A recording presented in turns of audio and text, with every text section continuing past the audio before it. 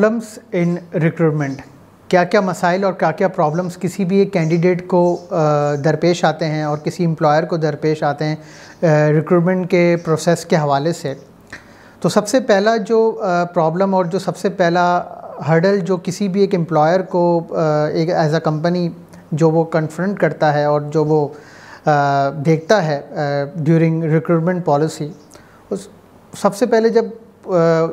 किसी भी एक कैंडिडेट के साथ जब वो कम्युनिकेशन कर रहा होता है और जब कम्युनिकेशन में क्लियरिटी नहीं होती या कम्युनिकेशन का मीडियम जो है वो इतना अफेक्टिव नहीं होता या वो समटाइम्स ऑन एंड ऑफ के मोड में जा रहा होता है,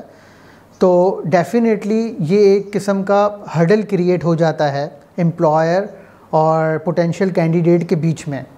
और जब वो कम्युनिकेशन आपका एक मर्तबा जब उस पर एक नेगेटिव इम्पैक्ट पड़ जाता है तो उस प्रोसेस की वजह से जो है वो कैंडिडेट उस तरीके से फॉलोअप नहीं हो पाता, फिर चाहे वो कितना भी टैलेंटेड हो, कितना भी उसके पास एक्सपर्टीज़ हो या रिक्वायर्ड क्राइटेरिया उसमें मौजूद हो, पर अगर ड्यू प्रोसेस को फॉलो करते हुए और अपने कम्युनिकेशन के हिसाब से अगर वो नहीं फॉलो कर रहा होगा और अपने कम्युनिकेशंस को अच्छे हिसाब से मैनेज नहीं कर रहा होगा अपने पोटेंशियल एम्प्लॉयर के साथ, तो definitely there will be a plenty of problems.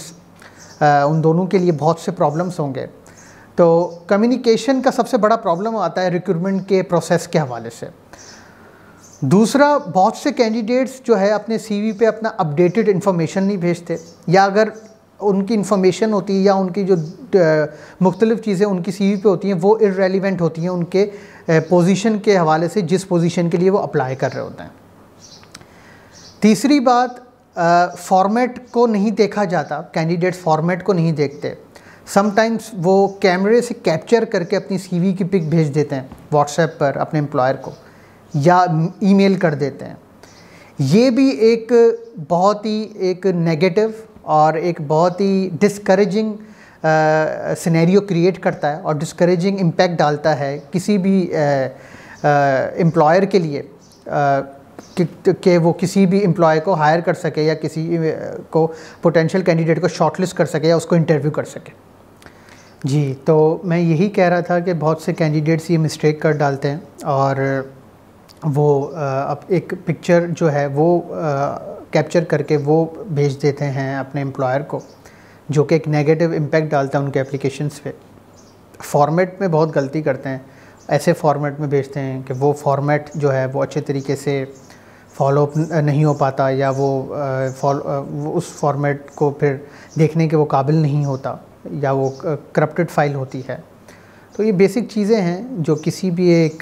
Potential candidate को फॉलोअप करनी चाहिए, देखनी चाहिए, और यही सारी बातें उनके लिए बहुत ही एक आसान और उनके लिए एक बहुत ही इम्पॉर्टेंट साबित होंगी।